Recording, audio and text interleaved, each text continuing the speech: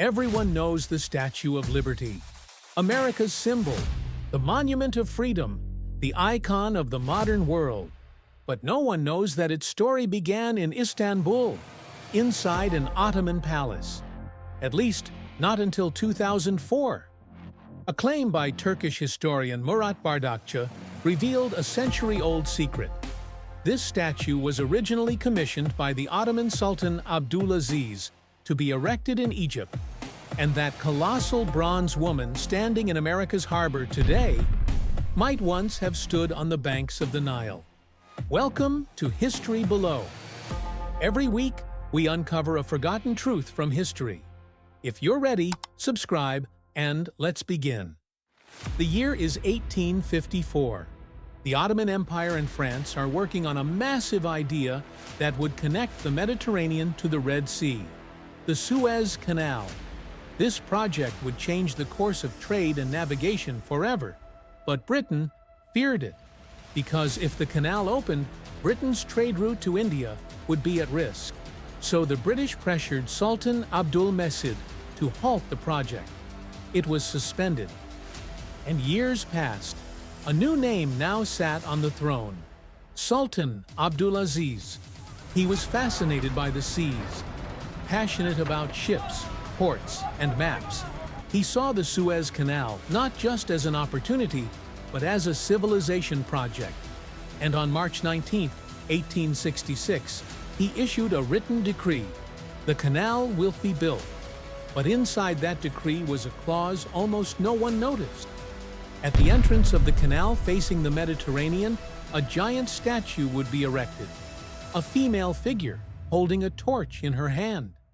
And that torch would symbolize the light of Asia. The Sultan commissioned France's famous sculptor, Frederick Auguste Bartholdi. Yes, the same Bartholdi who would later build the Statue of Liberty for America. The statue was produced in pieces, ready to be assembled in Egypt. The woman's face was inspired by Egyptian peasants.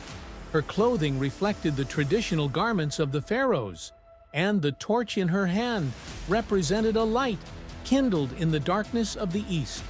Everything was ready. The statue was about to be shipped, but history rarely unfolds as planned. Egypt's governor, Said Pasha, died. His successor, Ismail Pasha, had a different perspective. A colossal woman statue at the entrance of a Muslim land? People would see it as idolatry, he said, and forbade the statue's arrival in Egypt. The completed statue was placed in storage in Paris and forgotten. Years passed. The world changed. But the statue remained there, silent, dusty, forgotten. 15 years later, diplomatic relations between France and the United States had grown stronger. France wanted to give a gift to commemorate the 100th anniversary of America's founding, a symbol of friendship, a monument, and the commission was once again given to the same artist, Bartholdi. Bartholdi already had a massive statue in his hands. He made a few changes. He placed a tablet in its left hand, reshaped the face to resemble his mother's, and reignited that forgotten Eastern torch. Now the statue had a new name, Liberty Enlightening the World. In 1886, the statue rose over New York Harbor. No longer an Ottoman project, it had become the symbol of American freedom. But its roots remained the same. A light from the east, a torch.